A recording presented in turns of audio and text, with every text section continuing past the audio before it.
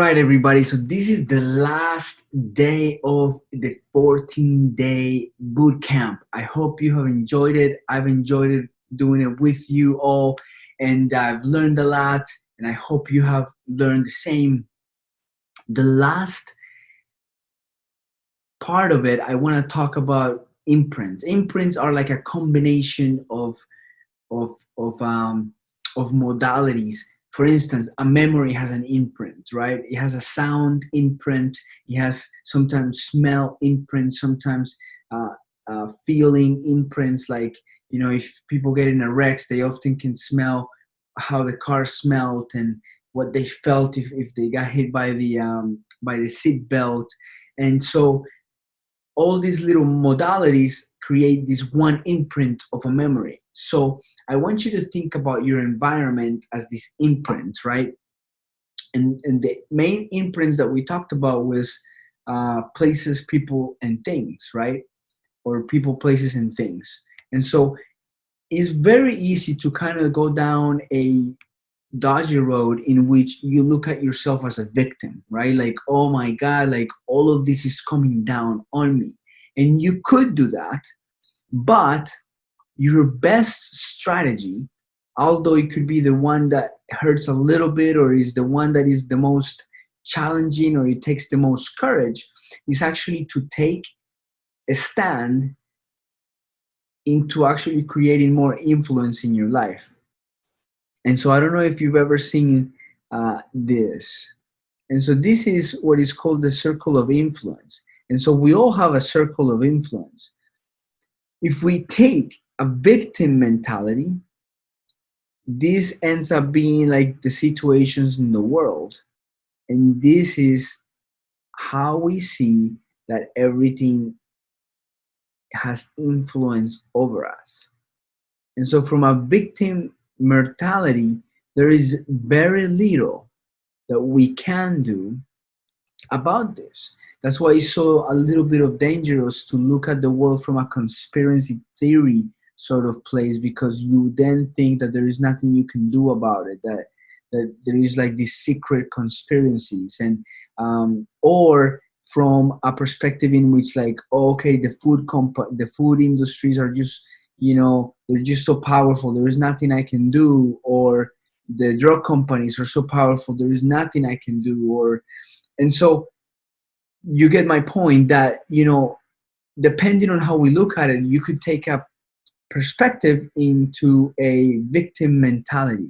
And what happens is almost that you take almost like an abusive relationship with your life, in which your life is like in our minds can become the abuser, and we just have what is called learned helplessness, meaning we learn that there is nothing we can do about it. And that's the dangerous part, because I feel like the most dangerous seduction a human being can have is thinking, is not drugs or sugar or money, is thinking that is somebody else's fault. Is thinking that is somebody else's fault.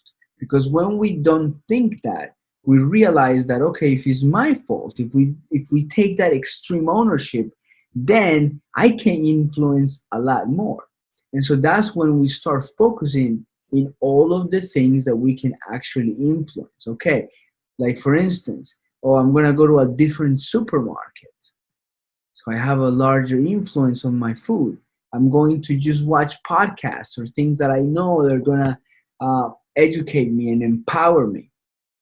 I'm going to try to acquire or gain or develop relationships with people who inspire me, and I want to learn from them skills and knowledge that they're super healthy, so I want to do that. I want to hang out with people that, exercise or move more, because I feel it's very easy to do these things with them. I want to travel to places and cities that are very easy to gain, certain amount of food, healthy food, and so on. And so I can get a filter for my water. I mean, it's just little stuff that can create. I can start, teaching other people about this. And so it's a bigger circle of influence. And then the influences of the world then become less, You see, they become less on your life. And so you become more empowered, and then you're not a victim. Once we take extreme ownership, even though it has to be a lot of courage, it is our best strategy to actually win the most empowerment to create the most amount of influence in our own lives. And so this is what I want you to do in this last um, mission, is to actually think about people, places, and things, three things that you can actually expand your circle of influence. How can you build one relationship? Do you have somebody in mind, that a cousin, or somebody, a friend, somebody at work, somebody that's like super fit, that you've kind of thought about like asking them a couple of questions, or seeing what they do? I guarantee you they have habits, because we rarely need to lose weight. We need habits in place, and then we will have the weight that we have. Sugar, the same thing. A lot of the chronic diseases, right? And so that's one thing you can do. Okay, in terms of the food, going to a place that sells quality food, that you're not getting like bunch of toxins, and then chemicals, buying like one product instead of like soap that has like bunch of um, chemicals in there, buying soaps that are made with like very healthy and high quality ingredients that are actually that you could eat, that you could put into a baby. And so those are the sort of things that will increase your circle of influence.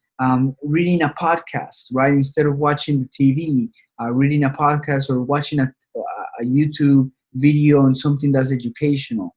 And so that's how you can increase the circle of influence. So I want you to think about this, and think about the main things: people, places, and people, places, and things that we talked about, that you can actually do to increase your circle of influence and create an imprint for you to move forward. And you can pick three, one person, one thing you're going to add that will crowd something else out, food, and then one thing you're going to add, any product, anything else that you're going to buy, that is going to, that the ingredients in the back, and is a healthy ingredient made. And that is it, my friends. With that, I leave you, and I wish you all the best in your journey of reversing type 2 diabetes, lowering your sugar, performing your best, feeling your best, so that you go out there and change the world like you want to. Until next time, Dr. Z here. Take care.